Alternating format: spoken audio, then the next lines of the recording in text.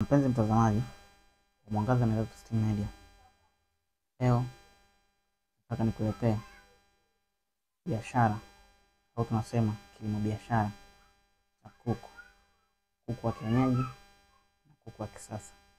Je, katika ufugaji na katika biashara hii ya kuku kuna vitu gani unapaswa uzingatie? Vitu vya muhimu sana ambavyo unapaswa uzingatie kabla hujaanza, wakati ukiwa umeanza na wakati wa uuzaji. Vitu gani utakao uzingatie? Tumeweka uchambuzi wa mambo mbalimbali kama masoko, changamoto za masoko, kipimo cha banda lako linatakiwa liweje, vitu vingi vya kuzingatia. Lakini pia utofauti gani upo kati ya kuku wa kienyeji na kuku wa kisasa, na ni kuku gani hapo ambao wana faida ukizingatia soko lake lilivyo na namna ya utunzaji, gharama za utunzaji, gharama zake ukihusianisha kati ya gharama na matunzo, gharama za utunzaji na soko lilivyo. Je, kuku gani ndio wana faida? Usahau kusubscribe Mwangaza na Steam Media. Kwanza kabisa kitu ambacho unapaswa kukifahamu ni kwamba biashara ya kununua na kuuza kuku wa kienyeji au kuku wa kisasa ni fursa nzuri sana yenye faida kubwa iwapo itafanywa kwa uangalifu. Nimekuwekea mambo muhimu ya kuzingatia ili kufanikisha biashara hii ya kuku. Au ukitaka kufanya kilimo biashara au kuanza biashara ya kuku, vitu gani ambavyo unatakiwa uzingatie? Kwanza kabisa unatakiwa uzingatie utafiti wa soko. Tambua wateja wako. Wateja wako ni wa sehemu gani? Kwa mfano, kuna hoteli, inawezekana wateja wako ni ambao wanatokea hotelini, au wateja wako ni wa vibanda vya chakula, mantilie, au wateja wako ni watu binafsi, au ni maharusi, au ni maduka ya nyama. Wateja wapo wengi, lakini katika utafiti wa soko ukishatambua wateja, kwanza kama ni sehemu ambayo ni hotelini, utajua ni kwa muda gani ambao hoteli na wageni wengi, kwamba vyakula vitauzika sana. Lakini pia kama ni vibanda vya vyakula, mara nyingi hivi muda mwingi vinakuwa vina wateja, kwa hivyo havina haja kubwa sana. Lakini utafiti wa kwanza wa soko ambao utakuwa ufanye ni kutambua wateja wako ni wa aina gani. Ni kitu cha muhimu sana cha kwanza kwenye utafiti. Lakini kwenye utafiti, kitu kingine ambacho ni kitu cha muhimu sana, unapaswa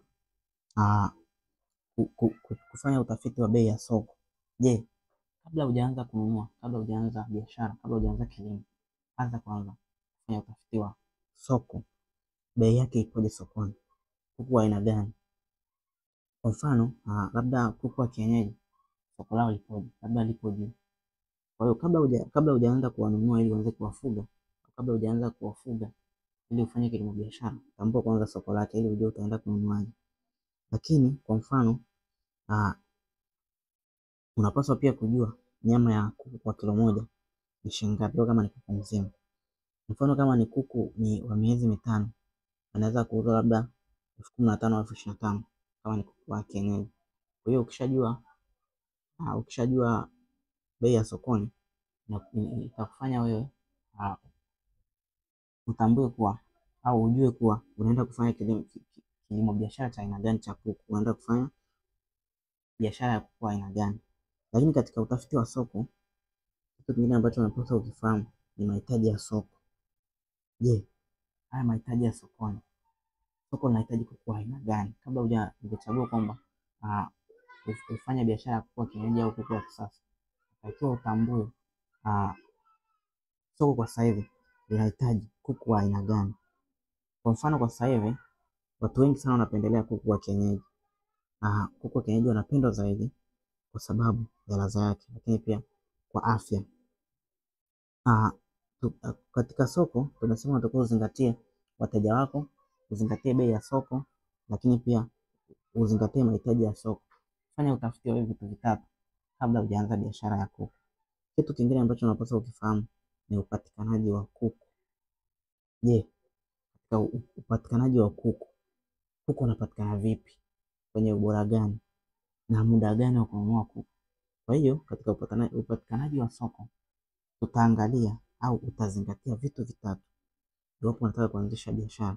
Kwanza, zingatia wafugaji wa kuaminika wako sehemu gani. Labda kuna shirika au kuna familia inafuga kuku na wanaaminika. Shirikiana na wafugaji wa vijijini au maeneo ya karibu na uamini ili kuanza kufanya nini? Huo utafiti. Kwa hiyo upatikanaji wa kuku, angalia kwanza watu wa vijijini, shirikiana nao, wachambue, wafanyie interview, waulize, wadodose vizuri ili ujue wafugaji gani wanaaminika katika vijijini na ni maeneo gani ya karibu ambao kuna wafugaji ambao wanaaminika. Kitu kingine katika upatikanaji wa kuku, angalia ubora wa kuku. Hakikisha kuku hawana magonjwa, lakini pia ni wakubwa wenye afya njema. Hakikisha vitu hivyo vitatu: kuku hawana magonjwa, kuku ni wakubwa, ni kuku ambao wana afya njema, kabla hujanunua kuku na unataka kuanzisha biashara ya kuuza kuku. Lakini kitu kingine, zingatia muda wa kununua. Nunua kuku kabla ya misimu ya sherehe kwa bei nafuu. Kwa mfano kuna sherehe za Desemba zile za Christmas na mwaka mpya. Kama unataka kuuza kuku mwezi wa 12, basi nunua kuku at least mwezi wa 10 wa 11, ili mwezi wa 12 utauza kwa bei kubwa, mwezi wa 10 wa 11 utauza kwa bei rahisi. Mwezi wa 10 na mwezi wa 11 utanunua kuku kwa bei rahisi, lakini mwezi wa 12 utauza kuku wale kwa bei kubwa. Kitu kingine katika upatikanaji wa kuku, tushasema unatakiwa uzingatie wafugaji wa kuaminika, ubora wa kuku pamoja na muda wa kununua. Kitu kingine ambacho unapaswa kukifahamu kabla hujaanza biashara ya kuku, zingatia usafirishaji na uhifadhi. Usafirishaji upoje? Uhifadhi wake upoje? Kwa mfano kuku hai unaweza ukaangalia kutafuta labda magunia yale yenye hewa ya kutosha au makasha kwa mfano ya kuku. Angalia kwamba gharama zake zikoje kabla hujaanza kununua. Kitu kingine ambacho unapaswa kufahamu katika usafirishaji na uhifadhi ni uhifadhi wa kuku waliokatwa. Kwa mfano, unatakiwa ujue kwamba unatakiwa ununue friji au jokofu ambalo linafaa. Zingatia usafi na joto sahihi. Mara nyingi kuku au nyama ya kuku hapo kwenye friji unapaswa kukaa kwenye joto chini ya digrii 4 au nyuzi joto chini ya digrii 4. Kwa uzingatie. Kitu kingine ni katika usafirishaji na uhifadhi, zingatia tahadhari dhidi ya vifo vya kuku njiani. Hakikisha usafiri ni wa haraka na salama, kwa sababu kuna muda katika usafirishaji unatoa kuku mbali vijijini, lakini unasafirisha kwenye magari ambayo sio ya kueleweka. Kuku wanaweza kuchukua muda mrefu, wengine wakafa kutokana na hali ya hewa au pia kutokana na njaa. Inawezekana kuku uliponunua hawajapewa chakula. Jambo la 4 la kuzingatia kabla hujaanza biashara ya kuku, zingatia leseni na vibali. Hiki ni kitu cha muhimu sana sana sana. Leseni ya biashara lazima uzingatie na vibali vingine. Kwa mfano kwa hapa Tanzania, lakini pia hata nchi nyingine, leseni ya biashara kutoka halmashauri unapaswa kuitafuta. Kitu kingine ni cheti cha afya ya mifugo kutoka kwa daktari wa mifugo, hasa kwa kuku waliokatwa. Lazima uwe na cheti cha daktari wa mifugo. Kitu kingine ni uzingatiaji wa usafi na sheria za mamlaka ya chakula na dawa TFDA. Kama mnavyojua, kwa watu ambao wamefuga wanaelewa kuna TMDA na TFDA. Hizi ni mamlaka za dawa. Kwa hiyo lazima uzingatie vibali vyake na sheria zao. Zingatia kupata vibali vyao, lakini pia zingatia kufuata sheria zao. Kitu cha 5 au jambo la 5 la kuzingatia kabla hujaanza biashara ni masuala ya kifedha. Kwa mfano, katika masuala ya kifedha tutaangalia vitu vitatu. Cha kwanza ni kupanga mtaji, na kitu cha pili ni bei ya kununua na bei ya kuuza, na kitu cha 4 ni rekodi yako ya mapato na matumizi. Lazima uzingatie. Ndugu yangu, kama unataka kuanza kufanya biashara ya ufugaji, unafuga kuku hawa wa kienyeji au wa kisasa, zingatia hivi vitu vitatu kwenye fedha zako. Lazima upange mtaji. Kwa mfano, kuna mtaji wa awali ambao ni wewe ambao unaweza kutengeneza, labda unategemea miezi 3 ijayo, unakuwa na mtaji wa awali. Nataka kuku 100. Zingatia kwamba katika wale kuku 100 watakula nini katika hiyo miezi 3. Zingatia huo mtaji, lakini pia zingatia dawa.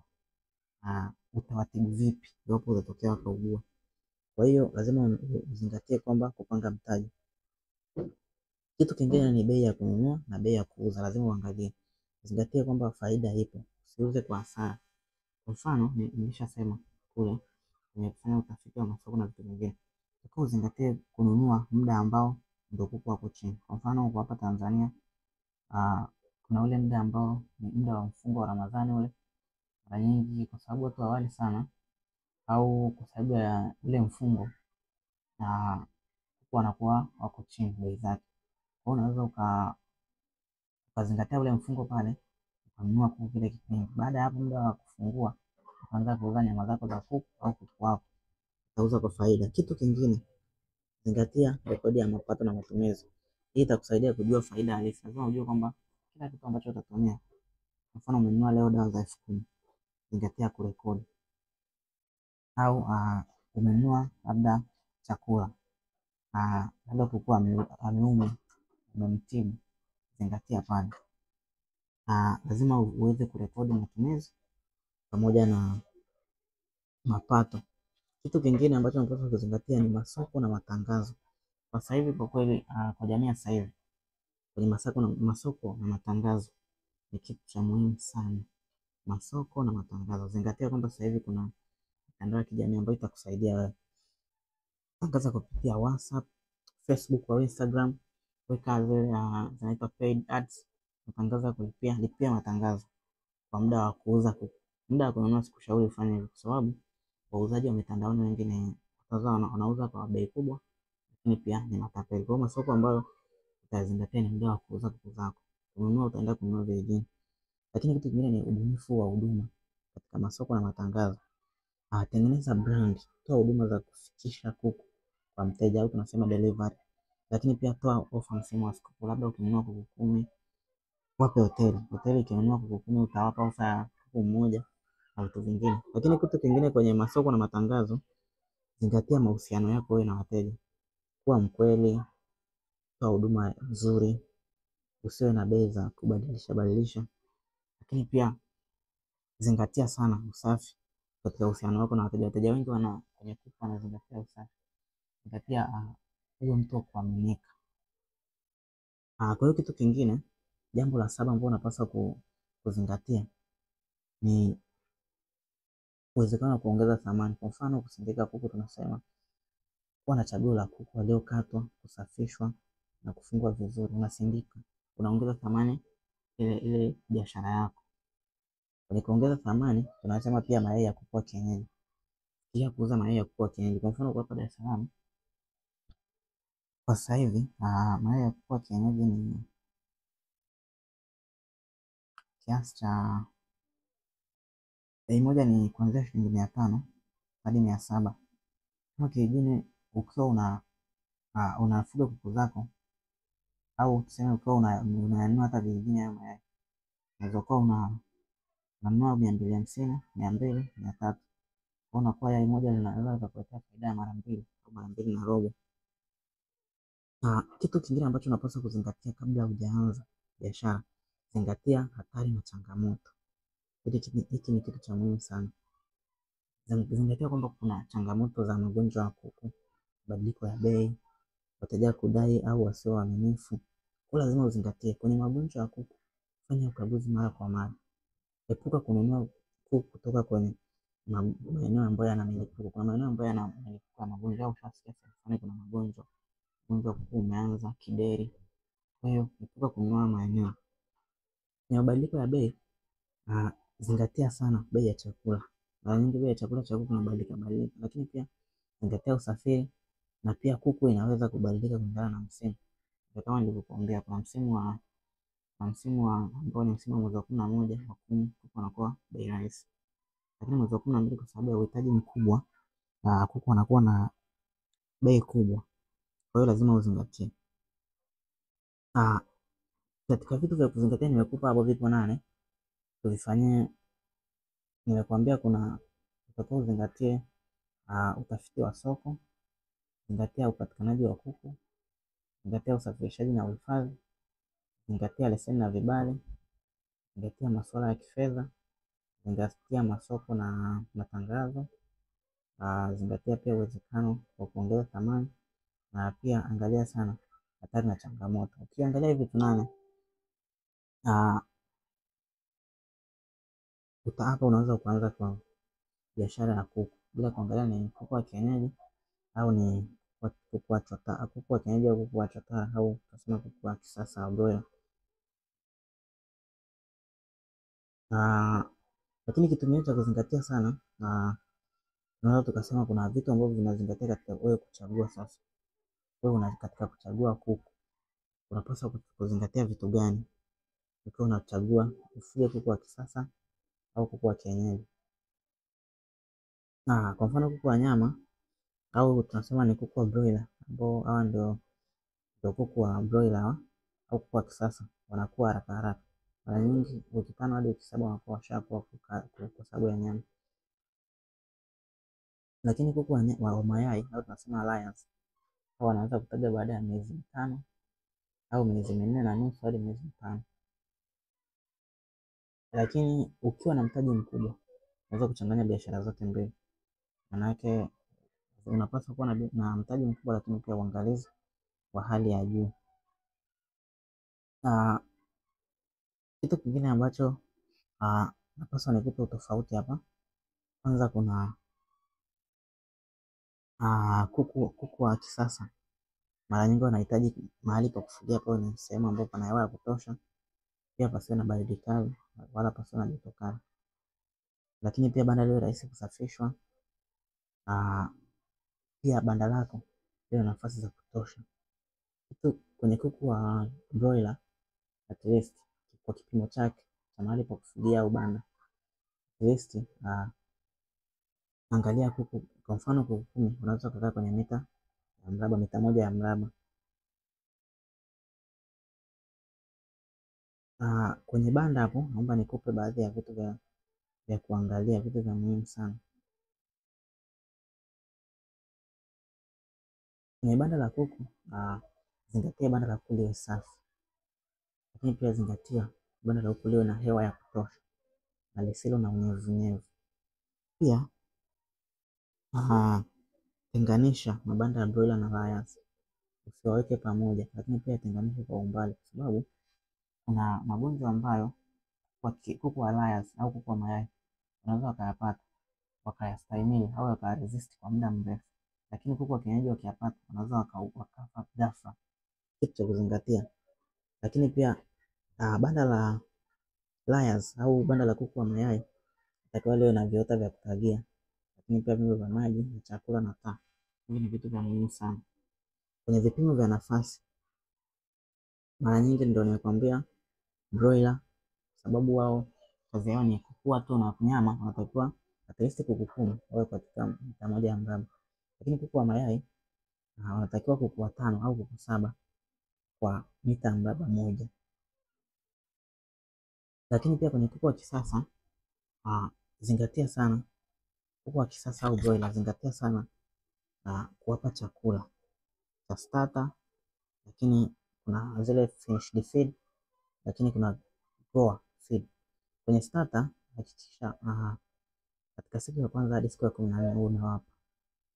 Katika kwenye tunasema grower feed, hivi ni vyakula ambavyo vinapewa baada ya kuku kuimarika, baada ya kula vyakula vya starter. Unatakiwa uwape kuanzia wiki 3 hadi wiki 4. Lakini finisher feed, hawa ni chakula ambacho unawapa ili waweze kupata nguvu, lakini pia upate nyama. Kwa hiyo uwape kuanzia wiki ya 5 na wiki ya 6, ambazo hizi ndio wiki za maandalizi ya nyama. Lakini kwa mfano kwa upande wa layers, kuku wa mayai, unapaswa kwa starter au chakula cha starter unapaswa uwape kuanzia wiki ya kwanza hadi wiki ya 8, na grower uwape wiki ya 9 hadi wiki ya 18, na layer mash baada ya wiki 18 kuendelea. Kitu cha muhimu cha hakikisha ya kwamba maji safi yanapatikana wakati wote. Usitumie maji yaliyotuama au machafu. Na kitu kingine ambacho ni cha muhimu sana katika kuchagua kuku wa kienyeji au kuku wa kisasa, angalia pia chanjo. Na chanjo inaongeza kinga dhidi ya magonjwa hatari. Kwa hiyo zingatia sana kuwa na chanjo. Zingatia kuku wako wawe na chanjo kila baada ya muda sahihi. Kwa mfano siku ya kwanza unaweza ukawapa chanjo inaitwa Marek ambayo inazuia ugonjwa wa neva. Lakini siku ya 7 Maanake tuseme baada ya wiki moja kuna chanjo inaitwa Newcastle ambayo inazuia mafua ya kuku, zingatia kuwapa. Lakini siku ya 14 au ni wiki ya pili, zingatia kuwapa chanjo inaitwa Gumboro ambayo ni maambukizi ya chango. Lakini siku ya 21 kuna dawa inaitwa Newcastle 2. Hii ni dozi ya pili sasa. Baada ya ile Newcastle ya kwanza kuna Newcastle 2, maana uwape mara ya pili ya Newcastle. Na wiki ya 6 hadi wiki ya 8 wape dawa inaitwa Fowlpox. Hii inaondoa mafua lakini inatoa pia donda la kuku. Zingatia sana vitu ambavyo nimekuambia kwenye gharama na faida na vitu vingine. Lakini kuna sasa, labda kuna changamoto gani katika ufugaji wa kuku? Mpenzi mtazamaji wa Mwangaza Posting Media, ufugaji au biashara ya kuku moja kwa ina faida ya haraka na faida kubwa, lakini kuna changamoto zake ambazo unapaswa kuzifahamu. Changamoto mojawapo katika upande wa kuku wa kienyeji ni ukuaji wa polepole. Kuku wa kienyeji mara nyingi wanakuwa polepole na wanachukua muda mrefu sana kufika uzito wa kuuza, na hii inachangia pia kuchelewa kwa mapato. Kwa hiyo zingatia. Changamoto nyingine ni uzazi usiodhibitika. Kwa mfano unaweza ukategemea labda kuku wenyewe kuwatamia, lakini mara nyingi kuku wanaweza kataga ovyo na wanaweza katotoa bila mpangilio. Kwa mfano kuku mara nyingi wanakaa wiki 3 watotoe, lakini kuku wanaweza kukaa siku 18 akaanza kutotoa, akaacha mayai, siku 19 akatotoa lingine, siku 20 tena akatotoa lingine. Vitu vingine ambavyo ni changamoto ni vifo vya vifaranga. Zingatia kwamba vifaranga vikiwa dhaifu sana, mara nyingi vinaweza kukumbwa na baridi, inzi, paka, mbu na magonjwa ya mapema. Zingatia kuwapa dawa ya Newcastle. Kitu kingine ni wewe kuwapa lishe duni. Kwa hiyo changamoto nyingine ni lishe duni. Kwa unawapa kuwapa lishe duni, au wafugaji wengi wanakuwa wanaamini kwamba kuku wa kienyeji hawahitaji chakula cha ziada, lakini jambo ambalo napaswa nikwambie kwa leo ni kwamba jambo la muhimu la kuzingatia ni kwamba kuku wote wanahitaji uwape chakula cha ziada. Lakini kitu kingine ambacho ni changamoto kubwa ni soko la kubahatisha. Ndio maana nilikwambia mwanzo, fanya utafiti wa soko liko sehemu gani. Angalia kwamba upande gani unaweza kupata soko la kueleweka, usije ukabahatisha. Kwenye changamoto za ufugaji wa kuku wa kisasa au broiler, changamoto kubwa ni gharama kubwa za uendeshaji. Chakula cha kuku wa kisasa ni ghali sana ndugu zangu. Kwa lazima uweze kufanya utafiti. Lakini pia changamoto nyingine ni kukubaliana na magonjwa ya ghafla. Kuku wa kisasa ni dhaifu kwa magonjwa kama Newcastle, Gumboro, Fall, Typhoid na kadhalika. Zingatia sana kuwapa hizo dawa. Ugonjwa unaweza kuua kuku wote ndani ya siku chache tu kwenye upande wa kuku wa kisasa. Miongoni mwa kuku ambao ni dhaifu sana. Lakini pia mazingira yake yanayohitajika. Yaani kuku wa broiler anahitaji mazingira ambayo ni nyeti sana, mazingira mazuri, mazingira ambayo yana mwanga mzuri, mazingira ambayo hayana changamoto yoyote.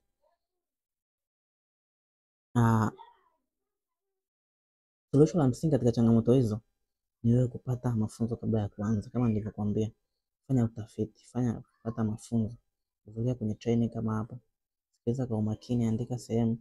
Hivi tu ukifanyia utafiti, kama unatamani au kama unataka kufanya biashara ya ufugaji, basi wewe utakuwa mbali sana.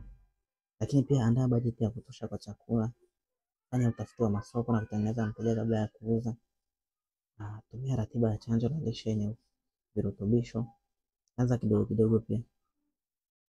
Kabla hujaanza moja kwa moja, anza kidogo kwa sababu majaribio. Kwa mfano kama unataka kufuga kuku 1000, anza kwanza na kuku 100 ambao utafanya majaribio. Mpenzi mtazamaji wa Mwangaza na Posting Media, usisahau kusubscribe katika YouTube channel yetu hapa. Tutakuwa tunatoa mafunzo mengi sana kuhusiana na ujasiriamali, kilimo, biashara, namna ya kufanikiwa na vitu vingine. Karibu sana.